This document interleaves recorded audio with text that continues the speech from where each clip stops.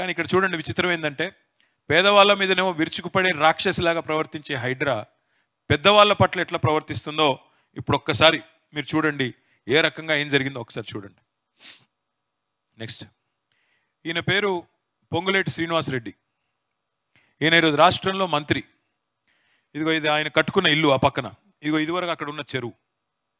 మొత్తం చెరువును పూడ్చి ఇల్లు కడితే చెరువు మొత్తం పూడ్చి, ఇది నేను నా పిక్చర్స్ కాదు, గూగుల్ శాటిలైట్లో మీరు పోయినా గూగుల్లో పోతే మీకు కూడా తెలుస్తుంది.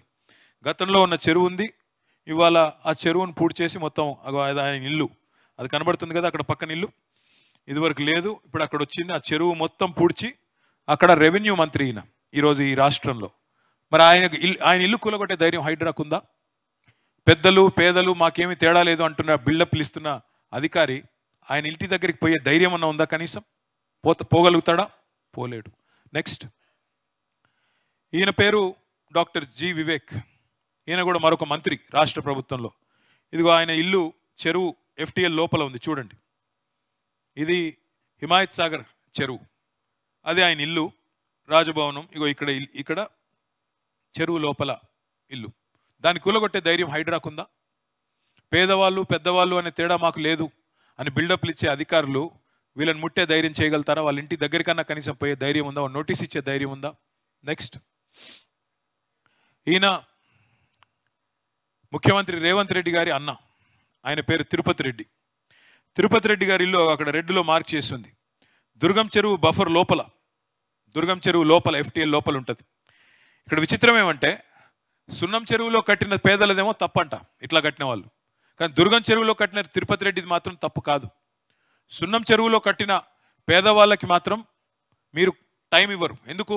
మీరు కోర్టుకు పోతారు, కోర్టు స్టే ఇస్తుంది. మీరే కదా అయ్యా ఇల్లు పర్మిషన్లు ఇచ్చింది గతంలో, మీరే కదా ఆనాడు కట్టనిచ్చింది, మళ్ళీ ఎట్లా కూలగొడతారు అని కోర్టు మొట్టికాయలు ఇస్తుందని తెలుసు.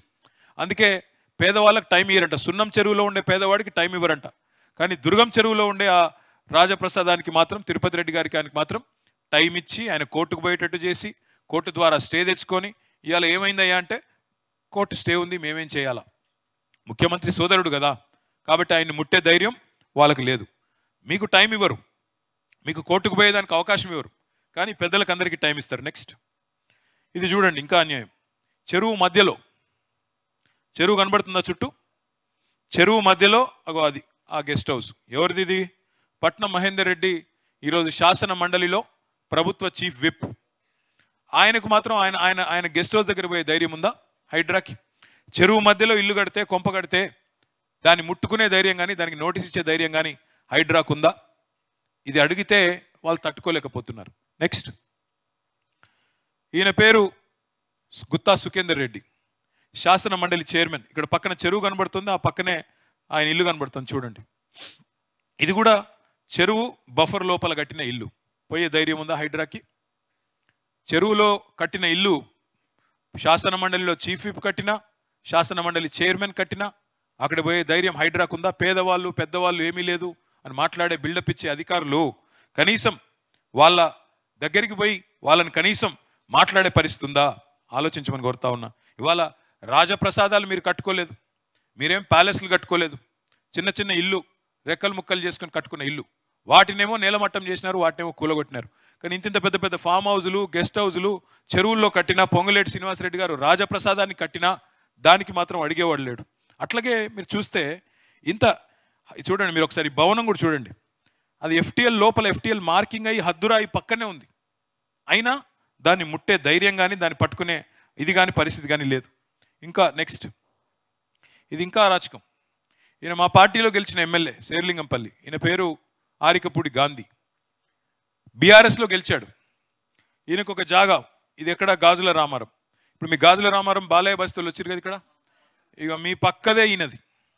మీ అన్ని కూలగొట్టిరు, మీ అన్ని ఇళ్ళు కూలగొట్టిరు, బుడ్డ ఇండ్లు, 60 గజాలు 50 గజాలు 40 గజాలు ఇండ్లేమో కూలగొట్టిండ్రు. పక్కకు ఆయనది 11 ఎకరాలు ఆయనది. మీతో పాటు ఆయనది కూడా కూలగొట్టినట్టు యాక్టింగ్ చేసినారు. చూడండి ఇప్పుడు ఏం చేసినారో.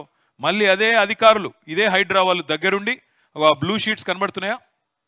బ్లూ షీట్స్, ఆ బ్లూ షీట్స్ అన్ని దగ్గర ఉండి ఆరికపూడి గాంధీ పార్టీ మారిన దానికి ప్రతిఫలంగా నజరానాగా ఆయనకు ఆ 11 ఎకరాలు మంచిగా ఫెన్సింగ్ వేసి, పేదవాళ్ళనేమో తరిమేసి తన్ని మీ మీద కేసులు పెట్టి ఆయనకు మాత్రం ఇలా బ్రహ్మాండంగా అక్కడ 11 ఎకరాలు బ్లూ షీట్లు వేసి ప్రభుత్వమే రక్షణ కవచంలాగా ఒక గోడలాగా నిలబడి కట్టించిన విషయం ఇక కూలగొట్టినట్టు ఇక్కడ మళ్ళీ తిరిగి కట్టించింది. అక్కడ ఇప్పుడు ప్రస్తుత పరిస్థితి అది. ఆ పక్కన ఆయనను మాత్రం ఏం డిస్టర్బ్ చేయట్లేదు, ఆయనను మాత్రం ముట్టుకోవట్లేదు. ఇంకా దారుణం ఏంటంటే ఇప్పుడు విచిత్రం ఈ గాంధీ గారి విషయం. మేము అడిగినాం కలెక్టర్ గారిని, ఏమయ్యా కలెక్టర్ గారు, మరి పేదవాళ్ళనేమో అక్కడి నుంచి తరిమేసినారు, మరి ఆయనకి ఎందుకు చేస్తున్నారంటే మాకు హద్దులు చూపట్లేదు, మాకు అక్కడ రెవెన్యూ విషయంలో ఏదో డిస్ప్యూట్ ఉంది, హద్దుల విషయంలో ఇబ్బంది ఉంది అని అంటున్నారు. మరి హద్దుల విషయంలో గాంధీ గారికి వస్తుందా ఇబ్బంది, మీకు రాదా? మరి మీకు మాత్రం ఒక న్యాయం, ఆయనకు ఒక న్యాయం ఉంటుందా?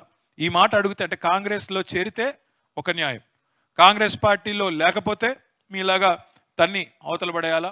పేదల ఇండ్ల మీదకి మాత్రం బుల్డోజర్లు, పెద్దల భూములకు మాత్రం పోలీస్ పహారాలు. ఇప్పుడు ఈ షీట్లు వేసి ఇచ్చింది ఎవరో కాదు, అధికారులే దగ్గరుండి, పోలీసు వాళ్ళు దగ్గర ఉండి గాంధీ గారి ఒత్తిడితో, ముఖ్యమంత్రి రేవంత్ రెడ్డి గారి ఒత్తిడితో మొత్తం షీట్లు వేసి ఇవాళ ఆయనకు పోలీసులు దగ్గర ఉండి రక్షణ కవచంలా కట్టించారు.